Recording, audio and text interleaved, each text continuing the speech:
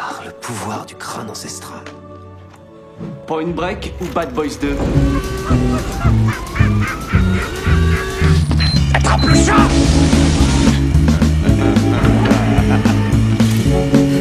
Mais cette fois, John Wayne ne s'éloignera pas dans le soleil couchant avec Grayskull. C'est Gary Cooper, connard.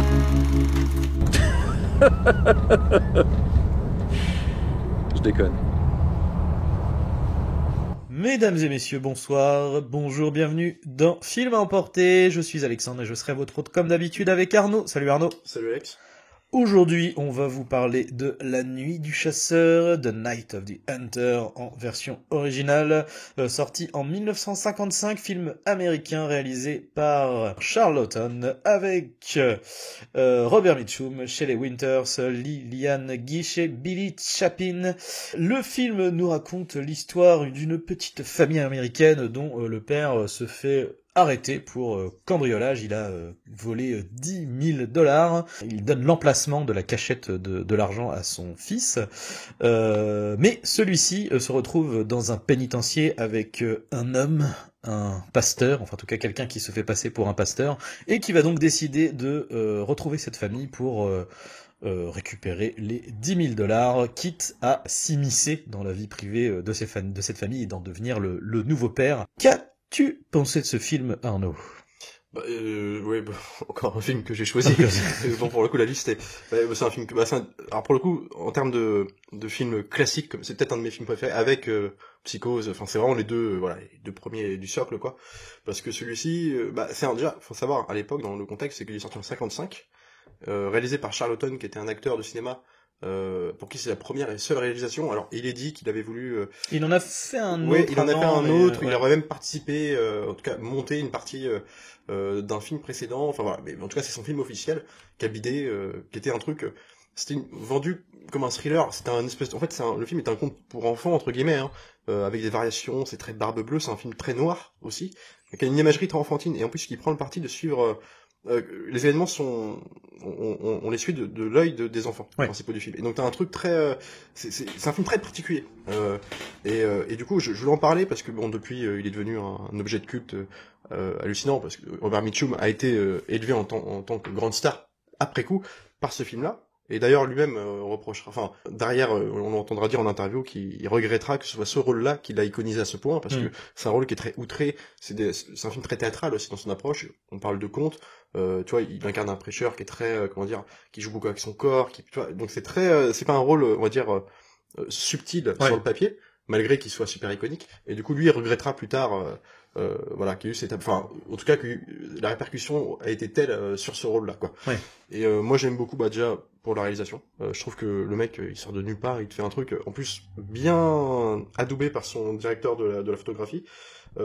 Aussi, d'ailleurs, le directeur artistique, pour le citer, donc t'as Iyar Brown et t'as Stanley Cortez à la photo. Et je trouve que, en fait, l'intelligence du film, c'est que t'as une première partie, on va dire plus réaliste, entre guillemets, où c'est la rencontre, le prêcheur, le faux prêcheur, en tout cas, qui rencontre son co-détenu, qu'il entend parler dans son sommeil. Dans son sommeil, il livre un peu des infos, comme quoi, oui, j'ai l'argent, il est caché, mon fils seul détient la vérité, de savoir où est la cachette, et lui, évidemment... Alors, en VO, c'est pas aussi... Oui, c'est plus subtil. En fait, je vais plus vite, en français aussi, j'essaie d'aller vite, et en gros, concrètement, le prêcheur, en entendant ça, décide ok, il a l'info, puis lui, il est très avide d'argent, je vais retourner à l'endroit où il habitait, donc c'est de me rapprocher de sa femme, en fait, devenir son nouveau mari, quoi, et me rapprocher des enfants pour les questionner, et les harceler jusqu'à avoir l'endroit de la cachette, quoi. Et du coup, c'est ce qu'il va faire. Et en fait, c'est plus ou moins filmé en lumière naturelle. On est très peu en studio au début du film. En tout cas, quand il arrive dans le village. En tout cas, c'est pas, quand c'est en studio, ça se voit pas, en fait. Ça se voit pas, ouais. Enfin, en tout cas, c'est plus, tourné dans les fêtes du village au début. Il gagne la sympathie des gens du village. Beaucoup d'extérieur. Les commerces du village qui vont considérer comme un mec bien, un beau, un mec qui parle beaucoup, un charmeur. Et c'est comme ça qu'il va réussir à charmer la mère. Et en fait, il y a quelque chose de... Voilà, donc on est dans un espèce de début de thriller classique, quoi. Même si on se doute... Puis avec lui, il joue beaucoup avec le côté... enfin, forcément, ça, je veux dire, le film parle quasiment que de ça, de religion, avec... du coup, il se fait passer pour quelqu'un de... Du coup, c'est forcément quelqu'un de bien, parce que c'est quelqu'un qui cite la Bible constamment, qui... Mais ça, c'est un prêcheur. En fait, c'est un prêcheur, ouais, convaincu. Voilà. Il a une vision, mais le problème c'est que lui a une répulsion des femmes et de tout ce qui est la sensualité des femmes, en fait, le côté charnel. En fait, il a une vision. Ouais, il a un axe de vision de la Bible en fait, C'est où ça. effectivement, où du coup c'est vraiment la femme. Mais qui est un axe de vision, la- en fait, qui est une possibilité de lire la Bible en fait. Et donc Ah bah lui, oui, si lui tu il reste veux- si bloqué tu veux voir là-dessus. dessus, Et donc, tu peux, il oui, nous bien est sûr. présenté comme un mec qui erre, un prêcheur qui La erre, pomme d'Adam. voilà, de ville en ville pour justement prêcher sa cause et tout ça. Et là, donc, on le voit dans des cabarets au début où en fait, il assistait à un cabaret où les femmes dénudées dansent de façon sensuelle et lui a le poing serré qui range dans sa poche, Avec il sort la lame de couteau. L'érection de couteau. L'érection de couteau. Ouais, mais enfin, dans l'imagerie, c'est ça. Ah mais bien sûr, ouais, c'est Et du coup, lui, on sait très bien, voilà, c'est un mec qui n'aime pas les femmes, il charme cette femme-là, on sait que c'est pas parce qu'il a veut la charmer, on sait ses motivations que c'est d'argent. pour la, ouais. Et donc, et à partir du moment où le mec arrive dans la famille, concrètement, et doit se faire accepter par toute la famille, c'est-à-dire les enfants, le petit, lui, nous est présenté comme, parce que t'as un frère et sa sœur, en fait, hein, sa petite sœur.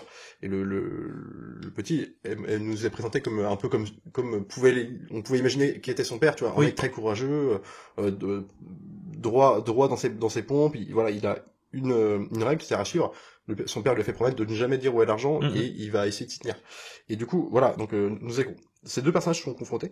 Et en fait, à partir du moment où on arrive dans l'axe, dans le point de vue des enfants, le film, déjà, la photo change, bascule totalement. On est dans un truc complètement presque féerique. Pour le coup, à l'antithèse, là, c'est presque de l'ordre du cauchemar. Ouais, complètement.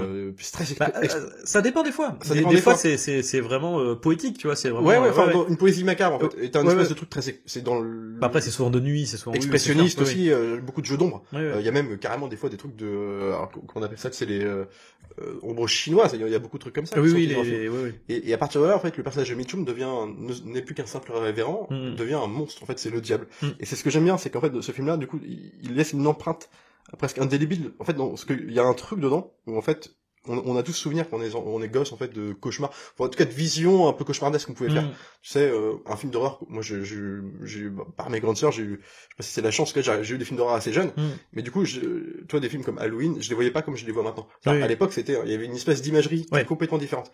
Je le voyais, tu sais, on parlait de Michael Myers, The Chap, c'était The Chap, quoi. C'était un truc qu'aujourd'hui, il veut jouer un bourreau, voilà. Et là, c'est exactement ce film a fait ça. C'est-à-dire que, à la fin, et puis même lui n'est plus réaliste. La scène de la chambre, parce qu'en fait au début il va tuer sa femme. Il y a aussi ce côté barbe bleue, c'est un mec qui tue ses femmes, voilà, aussi parce que cette femme-là l'a grillé mais aussi parce que quoi qu'il arrive, enfin il l'aurait tué. Et d'ailleurs je crois qu'il l'annonce même. Il en tue d'autres dans le film, des fois même que juste ils le disent, il me semble. En fait, au début son arrivée en prison fait qu'il est jugé pour ça. Oui, déjà, au début, on voit le film s'ouvre sur des enfants qui trouvent une femme morte. Une femme morte dans une cave. Et on sait que c'est lui, voilà. Donc, en fait, c'est un chien fou qui erre, en fait. On va dire un truc comme ça. Et en fait, quand il tue sa femme-là, la scène où, en fait, la fille se rend compte de ses motivations, il sait qu'il l'a dupé. Ça se passe dans une chambre. Là, c'est très théâtral, quoi. Avec la lumière, en doute, une espèce de triangle, de lumière et le reste tout noir. La caméra est posée, on dirait une scène de théâtre, en fait. Le studio est très prononcé, mais c'est voulu à ce moment-là. Et lui, tu vois, il est là avec ses grands gestes de prêcheur, même la façon dont il va la poignarder dans son lit, elle-même consentante, parce que finalement, elle est devenue complètement, c'est intéressant. C'est que, il a réussi par son pouvoir de séduction à en faire un espèce il a créé du fanatisme, effectivement, autour de ça. Bah, en fait, on est sur du bon vieux pervers narcissique. Le mec qui arrive à retourner, quelque part, tu vois, j'allais dire la bienséance et la morale, tu vois. En se faisant passer pour le mec bien, le mec, c'est encore une fois, t'as le côté, tu sais, il croit en Dieu, il parle de Dieu, il est en mode, bon, même si en vrai, quand il réfléchit, il dit, bon, le mec il est quand même un peu taré, il a le tatouage de la haine, l'amour, avec l'espèce de comment dire, de conte, tu vois, qui fait, c'est littéralement la première chose qu'il dit en voyant ces gens-là, tu vois, en mode, mais en même temps, c'est le bien contre le mal. Ah, mais ce mec-là, c'est un chevalier du bien, tu vois. Et en plus, mais c'est horrible. C'est nul ce qu'il fait. Son truc est complètement, bien sûr. En fait, il le fait avec une telle confiance en lui, en plus, il nous filme bien l'automne, toi, ses spectateurs à ce moment-là, les bonnes femmes du village qui sont là, genre, tout en diapason. Il y a même, il y a les enfants, il y a même le mari, qui est en mode, ça va bien. Et non, même, toi, dans les enfants, ce qui est marrant, c'est que la parole contre la gamine, qui, elle, est plus petite, et du coup, elle est fascinée par lui, au point qu'elle le considère presque comme son nouveau père. C'est parce que il est ancré dans la famille. Il est gentil, donc. Il est gentil, il lui veut du bien, entre guillemets. Au début. Et, il y a que le petit qui est pas dupe. Il sait pourquoi il est là. Et il se doute très vite, d'ailleurs. Et d'ailleurs, entre les deux, il y a tout de suite des regards un peu de défi, tu vois, son pouvoir de séduction ne marche pas sur le gamin. C'est ça. Et lui-même s'en rend compte, mais tu vois, tu sens qu'il y a une défiance. Déjà, il y a un truc de, ok, bon, c'est avec toi que je vais devoir parler. Et ça marche d'autant plus que, et puis même, enfin, je veux dire, la première apparition de Mitchum du point de vue des enfants. C'est-à-dire, les enfants ne sont pas trop au courant, qu'est-ce qui se passe? En fait, ils sont en train de se raconter, encore une fois, on est dans le domaine du conte, une histoire, dans le lit, ils dorment tous les deux dans le même lit, dans une chambre. Et puis, de nuit, donc, on imagine, avec les lumières de lampadaire qui projettent leur ombre sur le mur de la chambre. Et là, pendant qu'il raconte, en gros, ce qu'il raconte, c'est le grand méchant loup va te manger, quoi. Et au même moment, t'as, lui, il est devant le mur et t'as l'ombre du gigantesque. Le chapeau et tout, c'est mortel. Et en plus, comment il est amené dans le dialogue et dans l'image, ça en fait tout de suite ça y est, on est plus iconisé, c'est bon. On est plus on est à l'Hésiade fantastique. C'est très... Oui, parce qu'en plus, en fait, il y a plein d'imageries où en fait, si tu prends ça au premier degré, c'est ridicule parce que les proportions sont impossibles, tu vois. Le mec, pour que l'ombre arrive comme ça, il faudrait que le type soit la gueule devant la fenêtre, tu vois, littéralement, mais on s'en fout. Tout doit être ridicule. Même dans le jeu des acteurs, la façon de tout doit être ridicule. En fait, il y a un truc qui marche parce que t'es dans le contrat. Il y a un truc, en fait, il faut accepter le contrat. Et comme en plus c'est du point de vue des enfants, en plus, avec leur naïveté, tu sais, leur sens du courage, mais aussi avec qui est réduit dans le sens comment on va se débrouiller tous les deux, ça marche d'autant plus, quoi. Tout devient objet d'une menace et de toujours plus grandissante. Et il y a un point d'ordre dans le film que j'aime beaucoup, moi, c'est la scène où ils sont sur la rame. Alors ils échappent à leur bourreau après une dernière tentative de trouver l'argent qui en gros a mal fini. Ça allait finir par un meurtre, hein, littéralement. Ils prennent la fuite, les enfants, ils réussissent à le semer. Et ils se barrent en bateau. Ils se barrent en bateau. Et là, en fait, ce que j'aime beaucoup, c'est que déjà là on arrive dans un truc tu sais très studio mais magnifique en même temps, avec la petite qui commence à chanter. On passe d'une musique un peu mais c'est quasiment en fait, ce qui est rigolo, c'est qu'à plein de moments je me suis dit c'est du Disney, mais tu sais, le vieux Disney, tu vois, la musique elle est vraiment c'est exactement ça. Même au début, tu vois, au tout début, quand t'es très, j'allais dire, naturaliste, tu sais, en mode t'as la présentation du village, je sais plus où ils sont, où t'as tu vois, la nature, t'as le vieux qui pêche avec le bateau, le machin à bord de l'eau, et t'as très, tu sais, tu pourrais presque entendre les oiseaux siffler et qui font la chanson, tu vois, du truc. Faut le prendre comme ça. T'as toujours de la petite flutine, de la flûte qui vient faire le truc. Les personnages un peu loufoques. Et en même temps, ce qui est hyper intéressant, c'est que dès que, effectivement, avec le thème, du coup, du prêcheur, où tout de suite, tu sais, on oublie la flûte. D'ailleurs, il t'amorce avec l'arrivée où justement, en plus c'est pareil, ils font un montage parallèle au début où ils sont dans la fête du village justement, puis t'as les personnages très Disney, c'est le phoque, tu vois, la vieille. Le couple là, le vieux couple, les personnages qui sont trop. Oui, bien sûr. Tu vois, mais dans dans la tonalité du film, ça marche. Ils sont en train de dire, tu vois, maintenant qu'elle a perdu son mari, parce que son mari a donc été pendu à la suite de son arrestation. Donc, il observe de loin, en train de, je sais pas ce qu'elle fait, elle prépare à manger, enfin, tu vois, puis le petit couple de deux qui disent, putain, j'espère qu'elle va trouver un homme. Cut, ça coupe, t'as le train. Donc, tu sais qu'il arrive, tout de noir, en plus, dans la fumée, un peu l'histoire de l'enfer, quoi.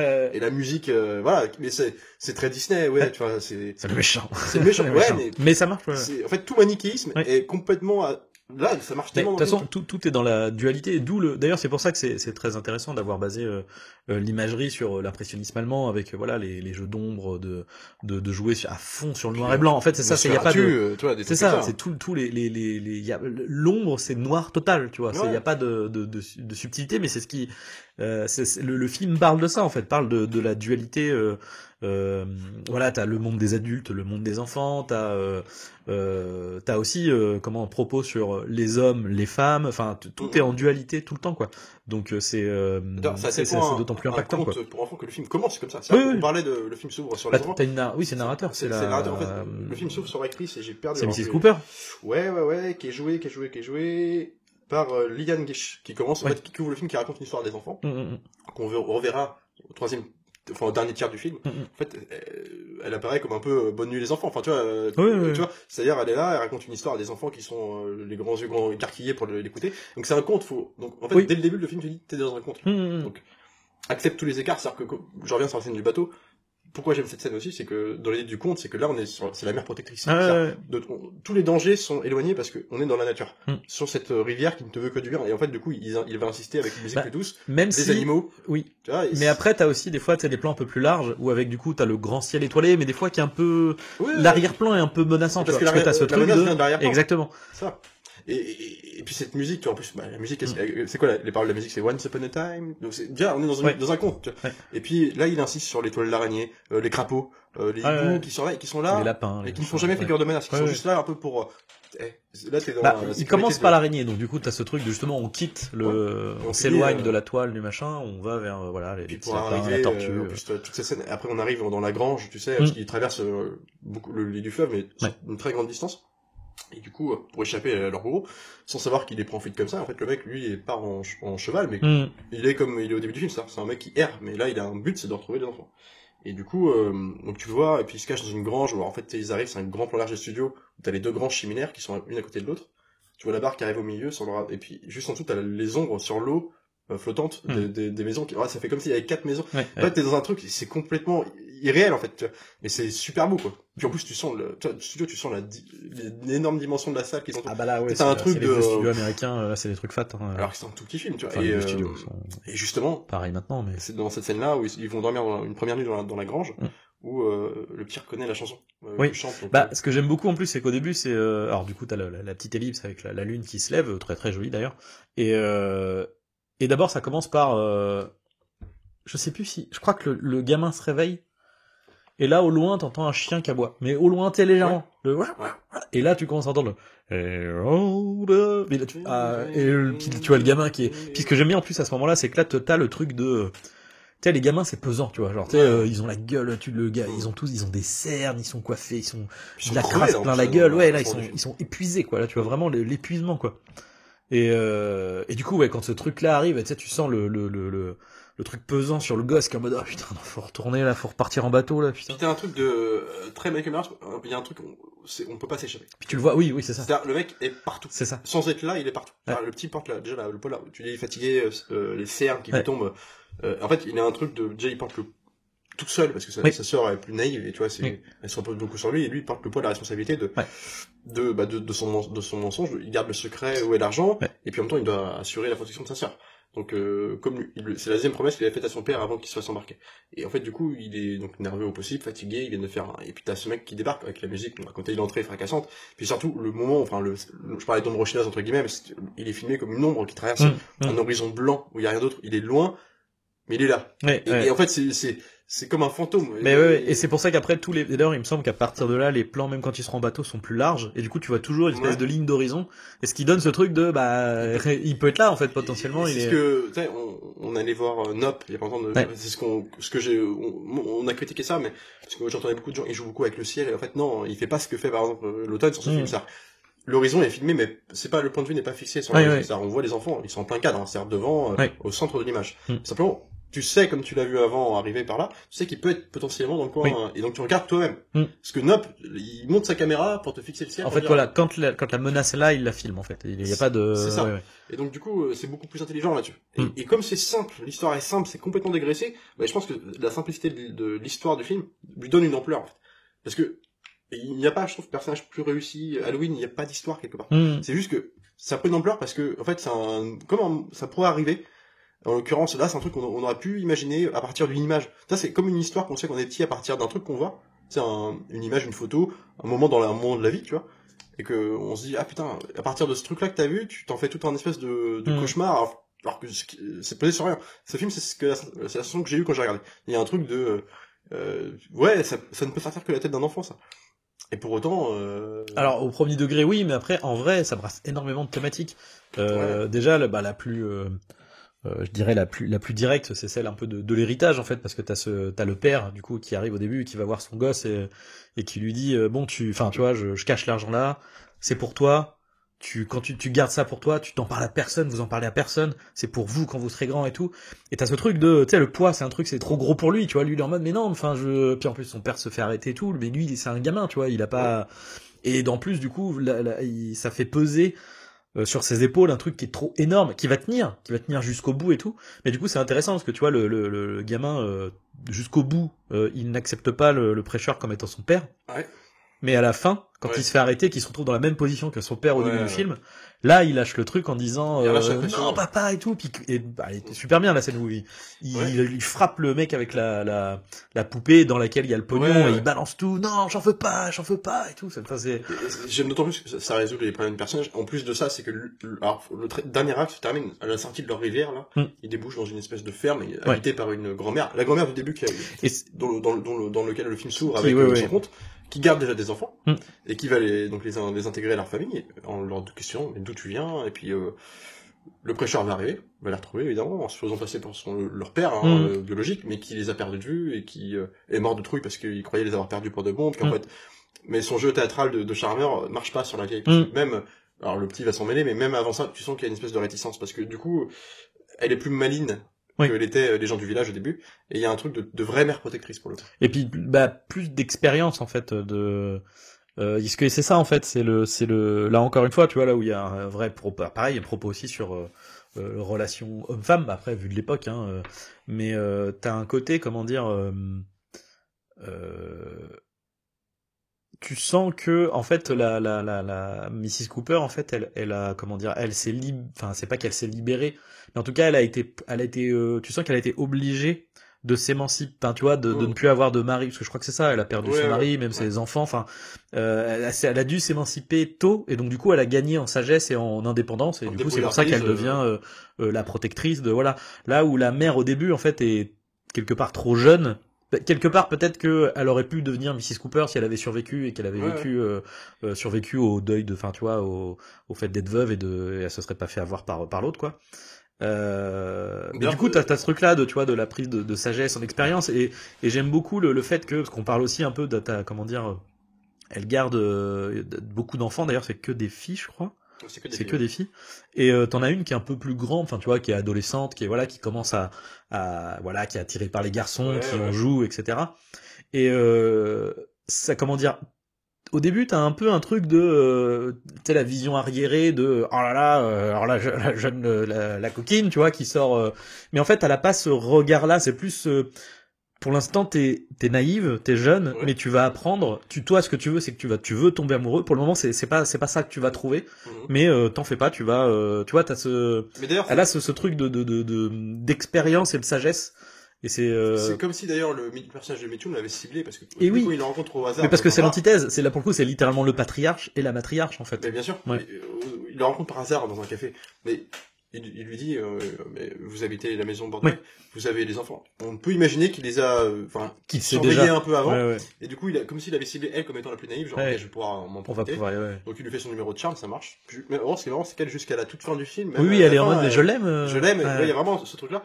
Et du coup, moi, ce que j'aime bien, c'est qu'on passe de la mère protectrice qu'elle a arrière, au début, genre, sur laquelle il ne peut rien travailler. À partir du moment où il est, et c'est pour ça que la musique devient plus douce, plus désenchantée, jusqu'à un truc plus poétique, dans le bon sens du terme, un truc très Disney pour le coup, et un truc où la mère protectrice est remplacée, non, c'est la vieille, c'est à partir du moment où tu es dans la maison, je te protège. D'ailleurs, à tel point que c'est l'objet de cette séquence-là, c'est-à-dire qu'elle est avec son fusil, armé, parce qu'elle a déjà eu une première rencontre avec Mitchum, elle a compris que c'était pas son père, et que lui-même a prévenu qu'il allait revenir dans la nuit. Donc, avec son fusil, parce que j'aime beaucoup cette scène, c'est qu'elle, pour le coup, elle est noire sur l'écran. Parce que, encore le principe d'ombre chinoise, lui est derrière, mais à l'extérieur. Et en fait, il y a un jeu de lumière. En fait, tant que c'est allumé à l'intérieur, on ne voit pas, ou alors pas distinctement en fond. Lui, il est assis sur son rodin, puis il attend, parce qu'il l'a dit, mais j'attendrai. Puis lui chante, il reprend sa chanson, le Shade, et puis lui, elle est là, puis elle commence à chanter avec lui. T'as un espèce de rapport de force, tu vois. Sauf qu'il y a un truc qui change, c'est que elle, du coup, elle chante le truc par rapport à... Les paroles, elles sont changées, il me semble que, alors là pour le coup je suis pas trop sûr parce que du coup comme j'étais en VO et du coup sous-titre en VO, mais il me semble que, enfin non, comment dire, les chansons il y avait pas de sous-titre du coup. Et il me semble que elle, quand elle personnifie le personnage de la chanson, c'est Jésus. Et lui, il me semble que c'est lui. Il dit mi, je crois. Je crois que c'est ça. Et parce que c'est son rapport mégalomaniaque. C'est ça, voilà. Et c'est d'autant plus intéressant. En plus, il y a déjà un vrai jeu. C'est un truc que, déjà dans 1955, Hitchcock faisait ça, mais ce truc de, tu sais, on ne voit pas distinctement tant que la lumière est allumée. Mais en même temps, on se doute qu'il est là, et elle éteint la lumière parce qu'il y a qui vient, je sais plus, on le voit plus, du coup. On le voit toujours, et puisque là, plein cadre, on sait qu'il est on sait distinctement qu'il est à 10 mètres de la maison. Et puis après, une fois que les filles est repartie, elle rallume la bougie, puis en fait, pendant qu'elle rallume, on le voit moins, puis on le voit, si tu regardes bien, en fait, c'est pencher, puis partir. Et c'est trop bien, visuellement, ça marche trop bien. C'est de toile, carrément. Il a disparu, merde où il est. Et puis tu sens l'impuissance, c'est-à-dire que ce mec-là ne va pas lâcher, quoi. t'as un truc de puis Oui, mais ce qui est hyper bien aussi, c'est qu'elle non plus, du coup. bah oui. Et c'est en mode, bon, alors maintenant les gamins, vous venez tous là. C'est pour ça, Ouais, c'est, non, mais c'est ça, Ouais. c'est, ouais, je reste avec mon fusil et je l'attends, je l'attends. Puis j'aime beaucoup aussi le final, enfin, c'est-à-dire qu'après le mec se fait choper, il lui tire dessus, il se fait arrêter par les flics, et puis t'as tout un procès. Et c'est pareil aussi joué, tu sais, les gens du village qui, Ouais. bah, les personnages loufoques du début, le couple de petits vieux qui, Bah, remarque, c'est tout aussi loufoque, hein, là, tu sais, c'est ça. le peuple en colère, tu vois, Enfin, c'est avec moi, les fourches, lui, ouais. qui là, d'un coup, c'est Barbe Bleue, Ouais. ils le disent textuellement, je crois, en disant, il a tué, Ouais, c'est ça, il dit, je sais c'est pas Barbe combien de Bleue, c'est femmes, Barbe une Bleue. vingtaine, Ouais. brûlez-le, pendez-le, haut et court, Ouais. comme si on était en 1900. Ouais. Et en fait, t'as toute une espèce de rébellion dans le village avec les gens et leur fourche, leur truc et tout, avec des feux, c'est presque, pourquoi, tu vois, Ouais. et ça marche d'autant plus que, ce que j'aime bien, c'est que là, t'as la folie des gens, Mm. qui ont été bernés par ce mec-là, Oui. et puis, en parallèle, en perpendiculaire du cadre, en fait, du coup, traverse, cette foule, bah, le personnage de la vieille, avec les petits, Oui. les uns derrière les autres, comme, tu vois, ouais. la famille réunie, et du coup, ça résout aussi le problème des enfants qui ont retrouvé Qui ont retrouvé une famille de, ouais. substitution. Le père qu'ils ont perdu parce que la mère était trop naïve pour en fait elle s'est perdue dans le numéro Bah, de charme de l'autre. En fait, elle s'est perdue. En même temps, là aussi, il y a aussi là encore une fois, je pense, le propos sur le rapport homme-femme, le côté, le fait que ça soit une femme seule, elle est aussi poussée par le village, tu vois, parce que t'as justement ces deux personnages qui sont, où la femme est souvent à lui dire, oui, mais, ça serait bien que tu trouves quelqu'un, puis en plus regarde, il est super bien. Enfin, tu sais, il y a vraiment un truc d'induit de, bon, écoute, c'est un mec seul, il est bien, toi t'es une nana, t'es veuve, faut bien que tu t'occupes de tes gamins, tu vas pas t'en occuper toute seule, donc faut que il faut que t'y ailles, tu vois. D'ailleurs, ça me fait penser à ces gens-là, du coup, mais la scène que j'aime beaucoup aussi, c'est jusqu'où le niveau de cynisme du mec, c'est que, donc il tue, je reviens après sur la scène, mais, donc il tue cette femme-là, pour être seul avec les enfants, puis aussi pour, résoudre ses insatisfactions au niveau, voilà, ses pulsions. Et du coup, le lendemain, bah, il est bien obligé de se justifier, expliquer un peu ce qui se passe pour avoir plus de temps. Et donc, il retourne dans le, alors je crois qu'il était un café, un bar. Ouais, c'est ça. Non, je crois que c'est un truc de chocolat ou, peut-être, enfin, il vient pleurer un peu sur son sort, devant, et puis les deux, oh, c'est vraiment une garce. Puis, moi, elle m'a abandonné, je l'ai trouvée, elle était ivre. Elle a bu, tu vois, elle genre. a bu.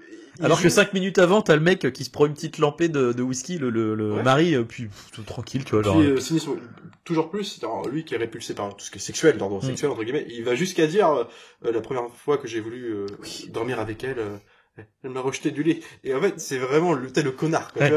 Ouais. Ah, bah, le pervers narcissique, c'est vraiment, il retourne quoi. les trucs, à son avantage. Mais un beau parleur, un beau, très charismatique, parce qu'il faut aussi parler de l'acteur, c'est que je pense qu'il a pas été déjà, c'est un mec qui est géant.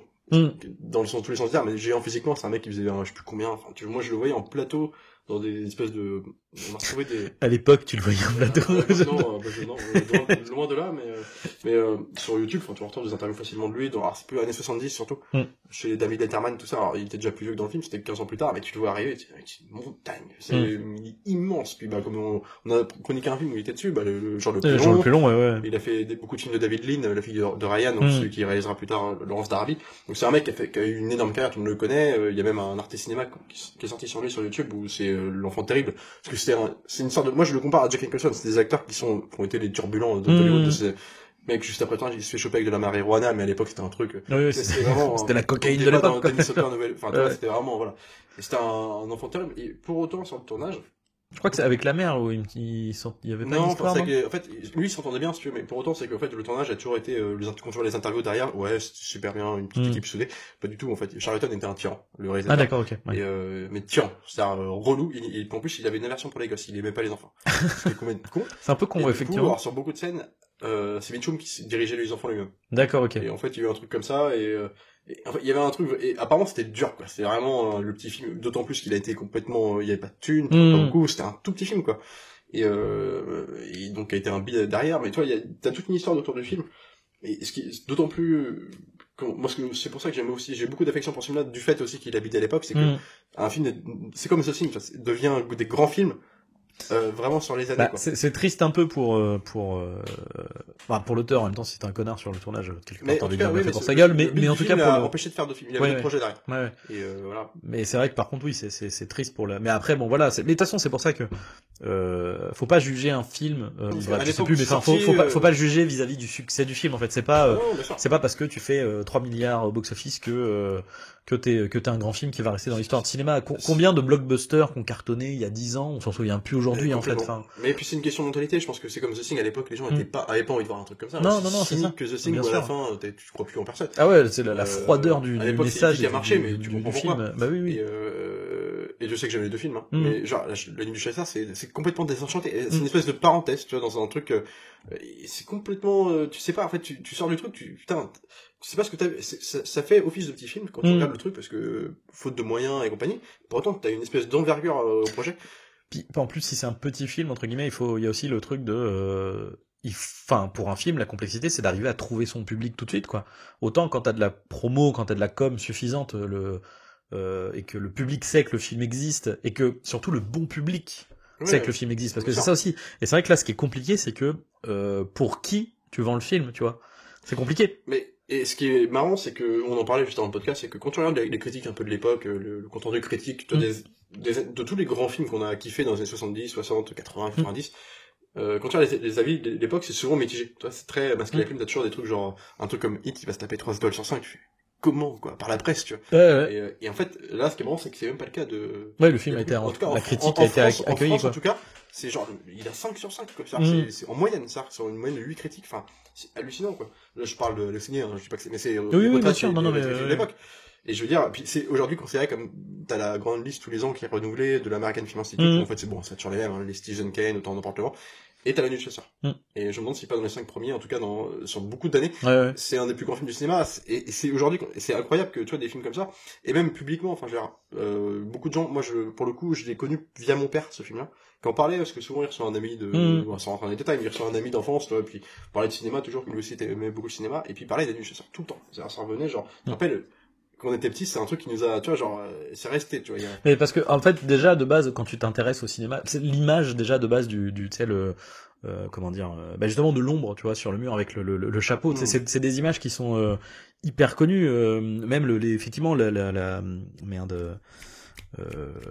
la grange, tu vois, avec où tu le vois arriver à cheval et tout, ça aussi, c'est des images qui sont hyper connues. Et t'en as beaucoup, même, là, c'est les deux gros dont on se rappelle, mais, enfin, tu vois, et c'est pareil pour revenir sur, ce rapport. Puis le Love and Hate aussi, c'est un truc qui est, voilà. Jusqu'à, ils en font beaucoup d'affiches, là-dessus. Puis il y a plein de, Et t'as même eu un remake en 91 pour la télé avec Richard Chamberlain qui faisait le rôle de... D'accord. Et qui était une catastrophe pour le coup. Oui, vraiment, compliqué. Mais puisque le film repose beaucoup sur son noir et blanc, c'est pour le coup. Faut le rappeler, hein. Toute l'imagerie, c'est comme un Psychose, tu vois, il y a un truc de putain, ça match, quoi. En fait, ce qui est compliqué, c'est l'histoire est trop simple pour que, enfin, c'est compliqué, quoi. Effectivement, je me dis à réadapter, c'est parce que là, ce qui fonctionne, c'est vraiment ce mélange de tons. Enfin, tu vois, tu retires le côté impressionnisme allemand. Effectivement, ça deviendrait un film un peu plus lambda, quoi. Enfin, parce que c'est toute l'imagerie qui fait gagner. Je suis d'accord. Mais en fait.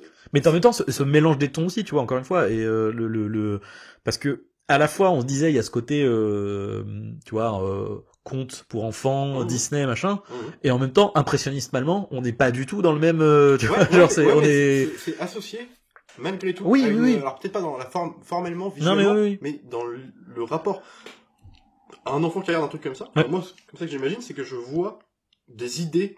Oui, bien sûr. De comment on dessine un méchant dans un film. Bien sûr, tu vois, quand je pense à des mecs comme Jafar. Le fait que ça soit, c'est très Disney. Oui, les méchants, enfin beaucoup de méchants de Disney ont ce côté très. Les ombres décuplées. C'est ça. Puis même la forme du méchant, comme tu dis, Jafar, même maléfique, tu vois, est très particulière, quoi, et tout de suite reconnaissable. Beaucoup sur le chapeau. Ouais. Le chapeau, dans les ombres des Blanche-Neige, t'as la couronne avec l'espèce de voile qui prend tout le visage. Enfin, ça donne un aspect. C'est important de donner un détail physique. Enfin, en tout cas, si ce n'est physique, en tout cas vestimentaire, mais un truc qui soit simple, genre presque grossier, tu vois, dans la vision d'un enfant. Ouais, mais ça lui donne une imagerie. Ça, c'est comme dans Cendrillon, tu vois, c'est le même. Et c'est ça qui matche bien. Et puis surtout, il est mis en valeur. Enfin, il prend le parti pris de le transformer en monstre. Enfin, c'est-à-dire qu'à partir, il y a deux points de vue. C'est-à-dire que tu te regardes de façon réaliste la première tiers du film, en tout cas de façon ancrée dans la vie de tous les jours, quoi. À partir du moment où les enfants comprennent la volonté du personnage, ça devient la menace, et qui est pesante,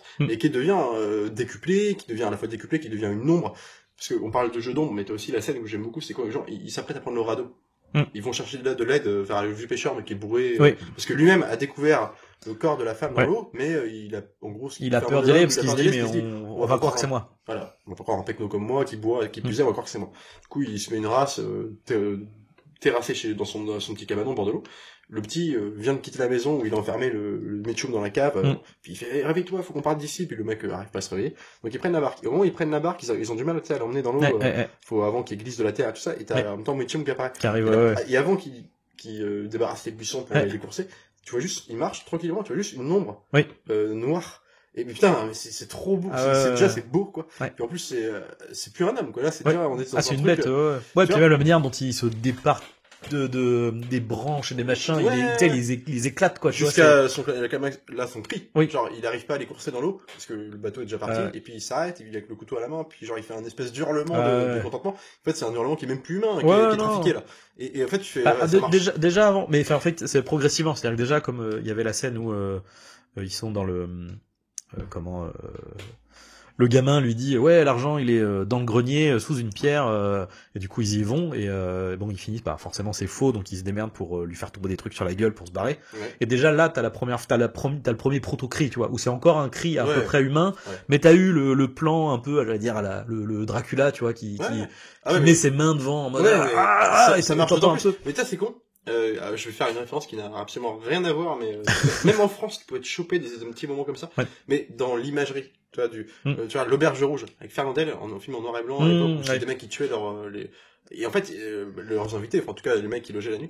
Et t'as un truc comme ça de jeu sur le noir et blanc. Et en fait, la position que Mitchum prend en montant sur les mains comme ça, comme on montre, que personne ferait ça dans la vraie vie. Non, bien sûr, mais l'imagerie, en plus, filmée ça fait très Nosferatu. Et puis, encore une fois, vis-à-vis des gamins, forcément, ça fait impressionnant. Puis en plus, on est quand même dans un truc où le mec descend, avec, la musique, elle est super, avec, éclairé à la bougie. Enfin, t'as l'impression que c'est dans l'ancien, tu sais, il y a un truc vraiment très, tu peux y voir des imageries même, dans des auberges à l'époque médiévale. Je sais pas comment expliquer, c'est très particulier. Ça fait fantastique. Tu vois, à ce moment-là, on est dans du fantastique. On est clairement là-dedans, quoi. Et en plus, c'était un premier truc que j'aime bien, un montage aussi dans le son, où j'ai pas l'impression qu'à l'époque ça se faisait beaucoup. Ou si ça se faisait, sûrement Hitchcock qui avait dû commencer, lui qui était précurseur, mais c'est genre, ils sortent de la maison, le mec est enfermé dans la cave, parce qu'il réussit à l'enfermer dans la cave en courant pour sortir de la maison. Et en fait, donc, t'as un plan extérieur où tu les vois courir, tu vois la maison en plein cadre, et les enfants qui partent, qui sortent du cadre, parce que eux, ils sortent de la maison. Et t'entends juste à l'intérieur, en fond sonore, le bruit de la porte que le mec frappe dans la porte jusqu'à ce qu'elle craquelle. Mais tu vois, c'est déjà un jeu sur le rapport de distance, le montage, bien sûr, son l'image.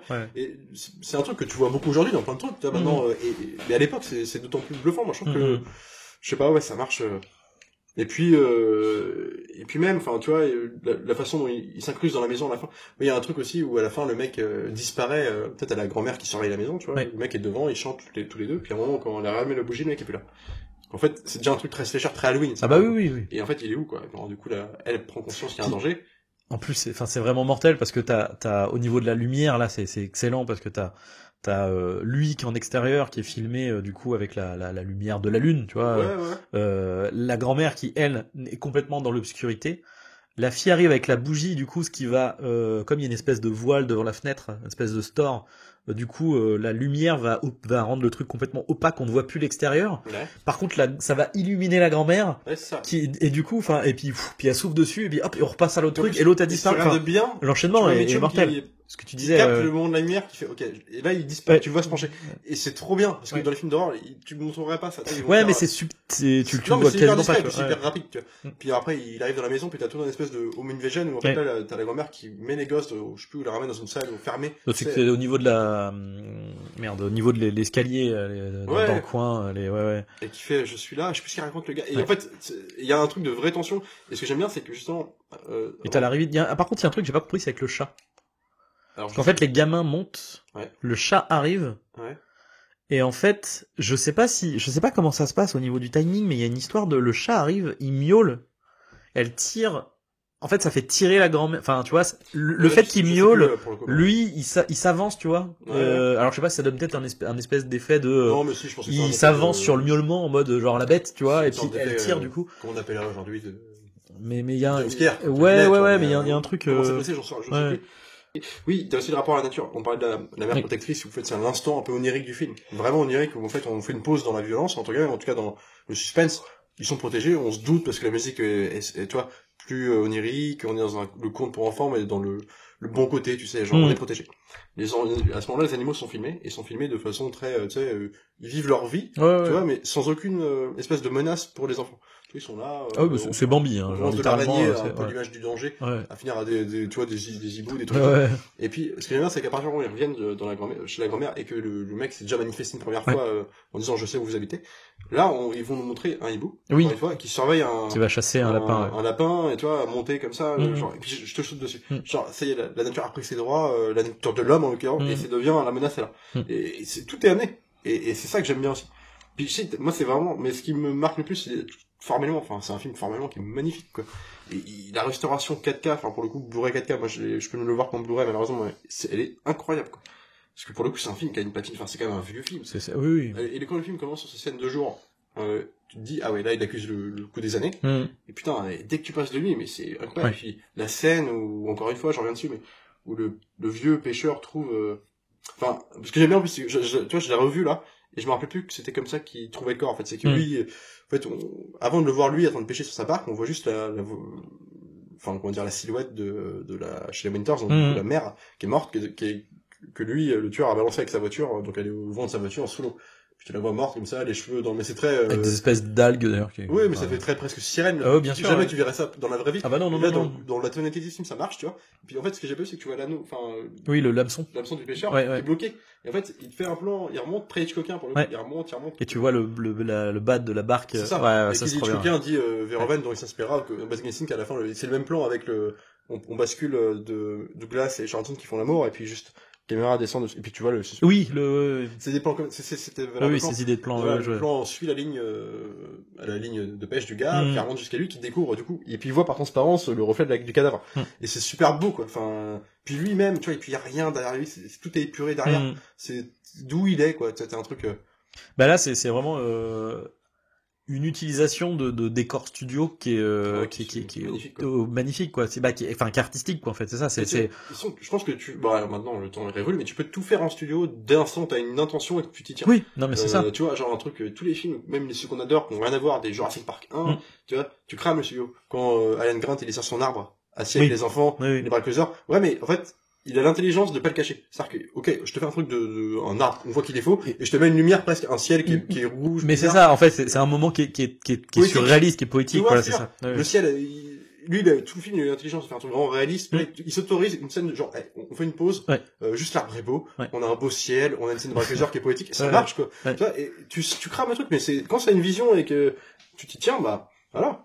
Et là, puis là, c'est purée, c'est que le studio, finalement, en fait, tu les crames vite, c'est qu'en fait, le fond, alors, à part la scène, je sais pas combien ils ont fait de Mitchum sur son cheval en loin, je pense qu'il y a eu un effet, je sais pas comment ils ont fait. Tu sais, quand ils sont le petit, il est dans la grange avec sa sœur, et puis qu'il entend justement Mitchum chanter, il les a rattrapés.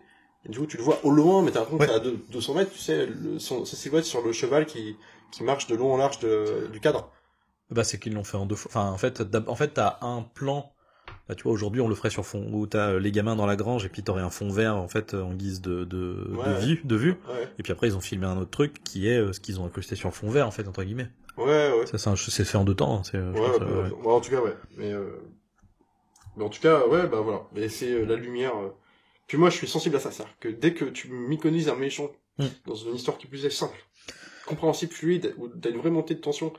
Mais il y a pas, en fait, tous les personnages sont, enfin, oui, c'est lui qui est le plus iconisé, mais ils sont tous hyper bien caractérisés tout de suite, tu vois. Puis ils sont tous importants. La scène avec le père qui tu vois qui dit à son fils, enfin tu vois, tout de suite t'as le fils est placé sur une caractérisation, tu vois, droit, qui tout de suite doit être plus, puis même de toute façon de base, dès que tu vois le gamin, il fait plus adulte que ce qu'il est censé être. Ouais, bien sûr. Et à l'inverse, la gamine qui est tout de suite, tu vois, avec sa poupée, avec machin, qui est tout de suite très caractérisée, la petite fille à protéger, etc. Mais et puis d'ailleurs, juste pour faire un petit point, parce que j'ai peur. En plus, elle a une gueule de poupon, t'es genre. Ouais, puis elle est toute mimi, tu vois. C'est ça. Vraiment, tu t'as envie de la prendre dans tes bras. Bah, oui. Et j'aime beaucoup le casting. Enfin, du coup, le casting, t'as plein de, pour des gens, enfin, ou des petits films de genre des années 70-80, genre Shelley Winters qui joue la mère, donc qui va disparaître au milieu du film. On l'a revu 100 kilos de plus tard dans L'aventure du Poséidon, donc un des premiers films de Raven Allen qui était les catastrophes des années 70, ceux qui ont tout lancé, quoi. voilà, Tour Infernal, tout ça. Et en fait, elle jouait la grosse mama dedans. Enfin, du coup, c'est alléchant parce J'ai qu'elle a pas vu, fait celui-là. beaucoup de poids, Ouais. un peu madrone, très sympathique, une des victimes du bateau retourné, justement. Et donc voilà. T'as Peter Grave, donc il jouait justement le père. Et alors ça, j'ai découvert en m'enseignant bien plus tard. Je le savais depuis longtemps parce que j'ai vu il y a longtemps le film, mais je sais pas, en découvrant le film que je l'ai su, c'est Peter Grave, c'est donc le rôle du père, qui était donc, il jouait dans Mission Impossible, et qui jouait dans Y a-t-il un pilote dans l'avion, qui faisait le pilote, le film ou la série? la série. Ouais. La série, pardon. Et qui jouait le pilote dans Y a-t-il un pilote dans l'avion. le Ok, fameux oui, qui d'accord, dit, ok, oui. tu vu un monsieur tout nu, et c'est marrant, en même temps, tu fais le calcul, et toutes ces générations-là, dans les années 50, t'avais les Leslie Nielsen, donc qui était un flic, y a-t-il un pilote dans l'avion, donc tu vois, Scary Movie, même le président, qui jouera dans ses films, dans La planète interdite, tous les grands films de SF, les grands films, les films de SF des 50 avec les affiches on kiffe, tu vois, et ils viennent tous de cette génération-là, et du coup c'est marrant de les retrouver là-dedans, tu vois. C'est un film qui a dans une tonalité qui a rien à voir. Oui, non, mais je vois ce que tu veux dire. C'est vrai que tu regardes ça et tu regardes juste derrière, là, tu as la pilote dans l'avion, tu fais, putain. Le pilote dans l'avion, il déchire pour le coup, genre, dis-moi, as-tu déjà vu une prison turque, Joey? C'est assez horrible. Mais du coup, ouais. Donc, et Mitchum, il y a un rôle à peu près, pas similaire en tout cas, mais j'ai souvenir de lui. T'as Martin Scorsese qui a fait un film qui s'appelle Les Nerfs à vif, Cap Fear en 86, 87 avec De Niro. En fait, tout le pitch classique que l'on connaît, hein, c'était lui jouait un avocat. Enfin, De Niro jouait un mec qui sort de prison et qui va en gros harceler son avocat de l'époque parce que il a compris en prison que ce mec-là, l'avocat n'a pas joué son rôle, il a essayé de en fait parce qu'il était accusé de crime d'enfant et l'avocat en fait a été sensible à ça puis a dit non, je peux pas en fait le sauver. Il a tout fait pour le mettre en prison et du coup lui il a appris et du coup va jouer à Miami avec lui en sortant, mais en fait il va embrasser sa fille pour vouloir venger qui est mineure, ça va très loin, j'aime beaucoup ce film d'ailleurs, mais c'est un remake. Des Nerfs à vif de 60, à vérifier, je crois que c'est 63, mais je crois que c'est ça.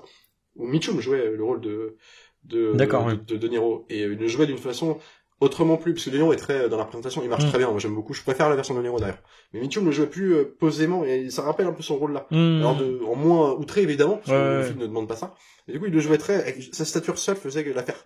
Et t'as un truc moins spectaculaire, tu vois, à la fin il n'est pas accroché sous la bagnole du gars, parce que c'est ça la fin de Niro. Mais le film est pas mal. Et pour le coup c'est vraiment stricto sensu le même film, hein. C'est juste que on est dans un jeu plus contenu. Et quand tu vois les deux, La Nuit du Chasseur qui était genre 8 ans avant et ça après, enfin tu vois la différence de jeu et tu vois que le mec son jeu outré de ce film-là a été poussé pour le film. C'est aussi pour ça qu'il a regretté derrière tous ces films que tu regardes derrière, le mec est je crois que c'est putain je le confonds, la fille de Ryan. Enfin le mec il est tout en contenance où il joue beaucoup sur son physique, genre du mec t'es un peu bourru mais qui garde un peu ses émotions pour lui, tu vois que là c'est très affiché, tu vois. Et voilà, mais c'est intéressant. Et lui, d'ailleurs, je te conseille, c'était à l'occasion de voir tout est sous-titré, c'est des interviews de ce mec-là. Et en fait, le mec, il parle de son métier, il parle beaucoup de ce film-là, parce que c'est un film qu'il a un peu porté au Panthéon, tu vois. Et qui est devenu légendaire, et t'as tout un truc tu vois, putain, ça fait chier. Pas ce film-là. Et ça, c'est marrant, mais voilà, et puis Hate Love, enfin, même les affiches, tu vois, l'imagerie du film est si belle que même dans les affiches. Tu vois, alors on parlait des affiches d'origine, ce qui est bizarre, c'est que c'était les affiches dignes de l'époque, c'est-à-dire que ça représente pas vraiment ce qu'il y a dans le film, tu vois. Ouais, c'est ça. Surtout l'affiche, la première affiche originale avec l'espèce d'écrit truc jaune, les dessins bleutés et tout, tu vois, c'est trop bizarre avec en plus la mer qui est là que la moitié du film en fait, donc du coup que tu te dis qu'est-ce qu'il faut sur l'affiche quelque part. Je connais pas le ton du film, c'est pas de quoi ça va parler. Mais bon, c'est les affiches dessinées de l'époque, c'est très René Château, il y a un truc ça marche très bien. Et aussi, on a parlé d'inspiration expressionniste, et t'as aussi beaucoup de films muets, parce que les acteurs ne se déplacent pas comme ça dans le cadre pour rien, enfin c'est très un langage visuel aussi. Bien sûr, Mais par contre, ce qui est étrange pour le coup sur les affiches, c'est que les enfants par contre sont complètement gommés quoi. Alors que c'est les personnages principaux quand même. Je crois au mot le titre La Nuit du Chasseur.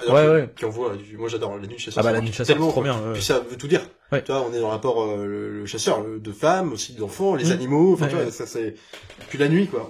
On te rappelle bien que l'objet du film c'est la nuit. Ça se passe sur une grande nuit. La nuit du cauchemar entre guillemets, tu vois, dans un univers réaliste, tu vois. Et c'est cette dichotomie qui fait que le film a une espèce de portée symbolique quoi. Donc bon voilà après c'était notre avis, notre retour sur La Nuit du Chasseur. Évidemment qu'on vous conseille ce film, hein, mais je pense que on va dire que les plus cinéphiles l'ont de toute façon déjà vu. Si vous ne l'avez pas vu, courez le voir parce qu'honnêtement c'est il sera pas sur Netflix. Il sera pas sur Netflix non effectivement, mais enfin voilà, en tout cas c'est vraiment un film à voir.